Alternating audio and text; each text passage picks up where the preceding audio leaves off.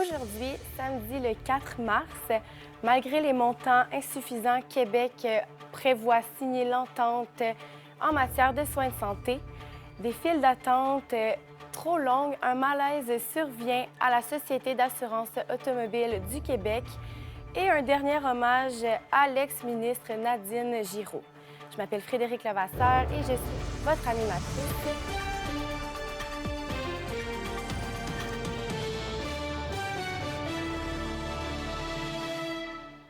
Je m'appelle Frédéric Levasseur et je suis votre animatrice. Je suis accompagnée de mes fidèles collaboratrices Audrey-Anne et Judith et Maya qu'on rejoindra un peu plus tard.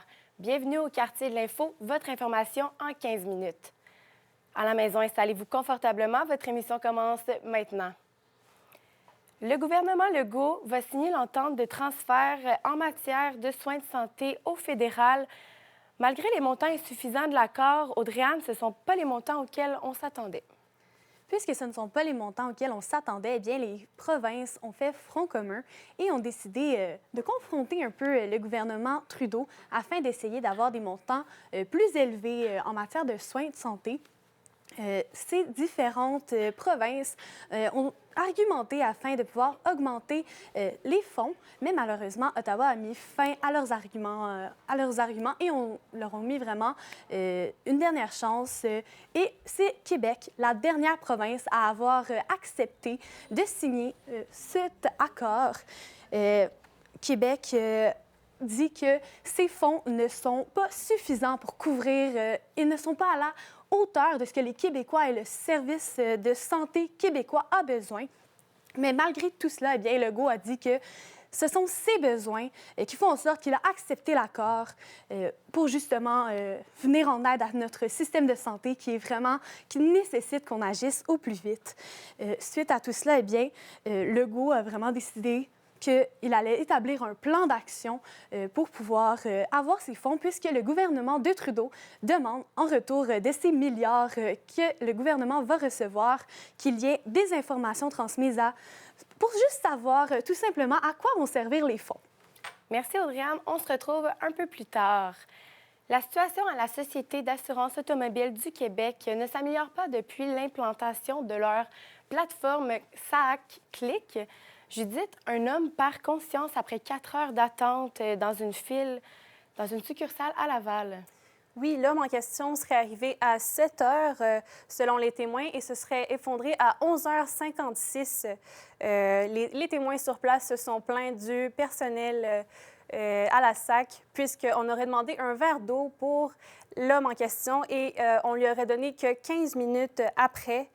Par contre, le personnel a tout de même eu l'initiative d'appeler les ambulances pour s'assurer de l'état de santé de monsieur. Tout ça, Frédéric, là, Audrey-Anne, ça découle de longues files d'attente que subissent en ce moment les usagers de la SAC. Entre autres, on écoutait des témoignages de personnes qui manquent des journées complètes de travail, des personnes qui se présentent à 5h30 du matin et qui se font ouvrir les portes à 9h30 du matin pour se faire donner un numéro et ne pas se faire offrir de service à la fin de la journée. Donc, ça pose les usagers à devoir revenir le lendemain et ils s'essayent à d'autres succursales, mais malheureusement, c'est la même chose, la même situation dans toutes les succursales. Puis d'ailleurs, le président directeur général de la SAC, Denis Marcellet, s'est prononcé au sujet des problèmes en lien avec la plateforme SAC Click. Oui, il se dit surpris par contre, puisque 60 des personnes qui attendent en file auraient pris un rendez-vous et le temps d'attente pour les rendez-vous serait de 30 minutes seulement. Donc, il dit que les personnes seraient sûrement découragées d'aller sur Click, d'aller sur SAC Click parce qu'il y a des problèmes d'authentification à ce sujet. En parlant d'authentification, il y a plusieurs personnes justement qui ont de la difficulté, mais pourquoi c'est aussi dur? C'est quoi les étapes pour pouvoir réussir? Bien, Audrey-Anne, c'est quand même assez long pour pouvoir s'authentifier sur le site de ça clique. Donc, en premier, il faut que vous ouvriez un compte avec le service d'authentification gouvernementale. Ensuite, vous fournissez votre numéro d'assurance sociale, numéro d'assurance maladie, numéro de permis de conduire. Et pour finir, il faut aussi faire parvenir un avis de la dernière déclaration délivrée par Revenu Québec. Donc, ça fait quand même beaucoup d'étapes, ce qui découragerait les usagers de s'authentifier en ligne. Et puis, d'un autre côté, il y a la ministre des Transports, Geneviève Guilbeault, qui dit qu'elle est en constante communication avec le PDG de la SAC et qui voudrait améliorer l'expérience client. Et elle promet, entre autres, de prolonger les heures d'ouverture pour pallier à la demande des usagers de la SAC. Également, le tout devrait revenir à la normale, selon le PDG de la SAC, à partir de la fin du mois d'avril. Merci, Judith. Audrey-Anne, un dernier hommage est rendu à l'ex-ministre Nadine Giroux. L'ex-ministre Nadine Giroux est décédée à l'âge de 63 ans des suites d'un cancer des poumons. Il faut savoir qu'elle avait été élue durant le premier mandat de la CAQ. Elle avait même été ministre des Relations internationales et de la francophonie, en plus d'être ministre de l'Immigration, de la francisation et de l'intégration. Donc, on peut lui donner un dernier hommage puisque sa famille a tenu hier à Laval. Les gens pouvaient venir la voir pour les funérailles. Et aujourd'hui, eh bien, c'est vraiment un événement privé. Dès 14 heures, on attend à ce que le premier ministre François Legault s'y trouve. Ça va vraiment être un dernier hommage pour cette grande femme. Merci, Audrey-Anne. Bon, maintenant, on rejoint Maya. Maya, tu nous informes de ce qui s'est passé dans les dernières 24 heures dans nos régions québécoises. Et puis aujourd'hui, pour ce survol du Québec, on débute à Sherbrooke puisqu'un récidiviste en délinquance sexuelle est à nouveau arrêté. En effet, Frédéric, jeudi, Marc Banfil avait été arrêté et hier après-midi, il a comparu au palais de justice de Sherbrooke. Il doit répondre à 4 chefs d'accusation: infraction d'ordre sexuel sur enfants de moins de 16 ans, production de pornographie juvénile, distribution de pornographie juvénile et non-respect d'ordonnance. Cette ordonnance, c'est quoi? C'est une ordonnance qui avait été mise en place en 2016 lorsque M. Banfil avait été arrêté et jugé coupable de pornographie juvénile. Il avait donc également été inscrit sur le registre des délinquants sexuels et avait reçu cette ordonnance. Ordonnance qu'il avait donc encore lorsqu'il s'est fait arrêter jeudi. Pour ce qui est des policiers, ils pensent qu'il y aurait encore d'autres victimes, donc ils cherchent encore des informations ou des témoignages. Pour ce qui est de M. Banfil, il restera derrière les barreaux jusqu'à mardi pour savoir s'il sera remis en liberté ou non. Ensuite, on se dirige vers la capitale nationale. On part sur une autre note à Québec où le festival électronique le plus froid du monde, Igloo Fest, se termine ce soir. Alors, on le connaît bien ce festival, ça fait 15 ans qu'il a lieu à Montréal, mais pour Québec, c'est une première. Alors, sur la place Jean Béliveau, les DJ se succèdent pour essayer de réchauffer ces festivaliers. Hier, on avait Diplo et aujourd'hui, on aura le DJ allemand Clapton. Ce festival devait avoir lieu déjà l'année dernière, en mars 2022, mais la Covid avait empêché de créer l'événement. Donc, c'est un défi réussi cette année, puisque les organisateurs annoncent qu'il y aura un autre festival l'année prochaine. Puis pour terminer ce tour des régions, on longe le fleuve pour se retrouver dans la région du Bas-Saint-Laurent. Et plus particulièrement à Rivière-du-Loup, où le coup est lancé pour la 56e finale des Jeux du Québec. Alors, les Jeux du Québec, c'est quoi? Ce sont des jeux qui réunissent, en fait, c'est une compétition qui réunit les meilleurs athlètes de la province, âgés de 12 à 17 ans. Hier avait lieu la cérémonie, donc on a eu un beau spectacle, des discours, le porter du flambeau. Et aujourd'hui, ce matin, commençait la compétition. On a eu le droit donc à de la gymnastique suivie de plusieurs autres sports tels que le hockey féminin et l'escrime. Ensuite, donc c'est ça, ça va finir le 11 mars et c'est tout comme l'Igloo Fest, hein, ils ont un peu de retard, ça devait faire déjà 2 ans de ça que les Jeux devaient avoir lieu et dû à la Covid, ils avaient dû annuler. Merci. Merci, Maya.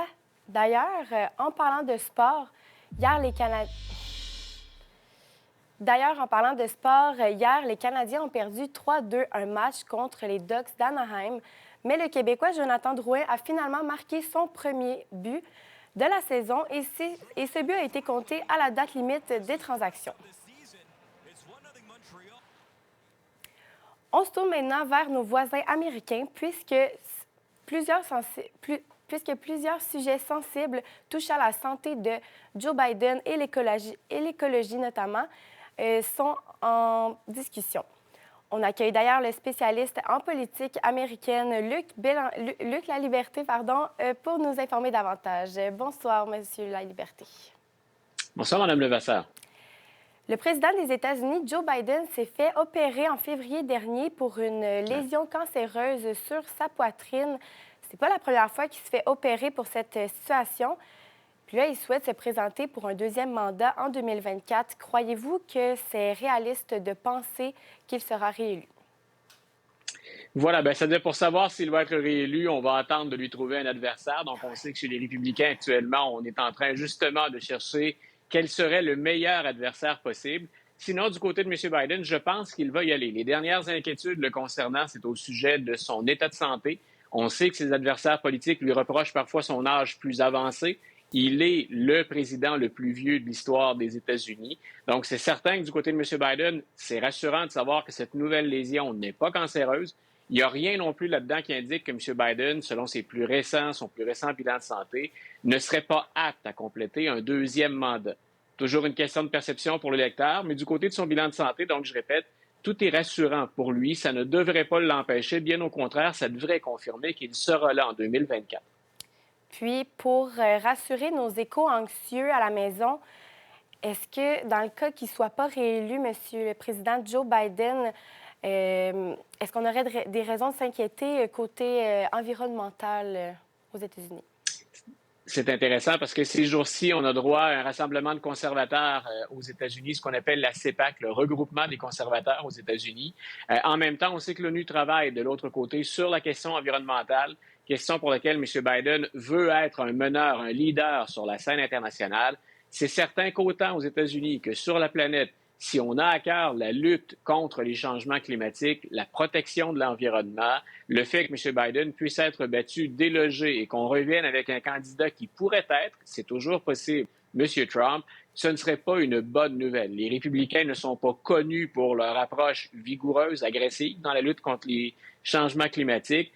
On préfère de ce côté-là y aller avec M. Biden. Du moins, je crois que c'est assez clair sur la scène internationale que c'est le partenaire avec lequel on souhaite discuter. Puis un peu plus tard, ce mois-ci, le premier ministre Justin Trudeau recevra le président Joe Biden pour discuter. De quoi vont-ils discuter? Je pense qu'on va discuter d'environnement. Je pense qu'on va discuter de l'Ukraine. Ce dont M. Trudeau aimerait bien parler, je ne suis pas certain que M. Biden a autant envie que lui d'en discuter. C'est la question de la frontière, c'est la question du chemin Roxham. On a vu M. Legault exercer des pressions sur M. Trudeau à plusieurs reprises. Donc, ce sera sur la table. Je ne pense pas, malheureusement, pour ceux que la situation inquiète, que M. Biden y accorde la même importance que M. Trudeau. On va parler économie, on va parler scène internationale. Luc Laliberté, spécialiste en politique américaine, merci d'avoir accepté notre invitation. Plaisir, Mme Levasseur. Rapidement, Maya, à quoi est-ce qu'on peut s'attendre pour la météo? Alors, c'est très simple. Aujourd'hui, on avait un peu de neige, mais demain, on va avoir un peu plus de chance puisqu'on va avoir une meilleure température. Alors, on va avoir des ciels variables dans l'ouest et le sud de la province. Pour ce qui est vers la droite, on va avoir des temps un peu plus nuageux, un peu plus de pluie.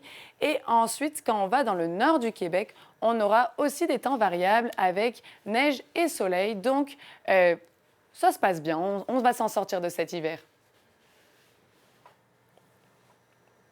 Pour revoir l'intégralité de ce quartier de l'info, rendez-vous sur notre site web et suivez-nous également sur nos plateformes web, TikTok et Instagram. Merci les filles d'avoir été avec nous ce soir. Un grand plaisir, comme toujours. Merci. Au nom de toute l'équipe, merci d'avoir été des nôtres. On se retrouve demain, même heure, même poste.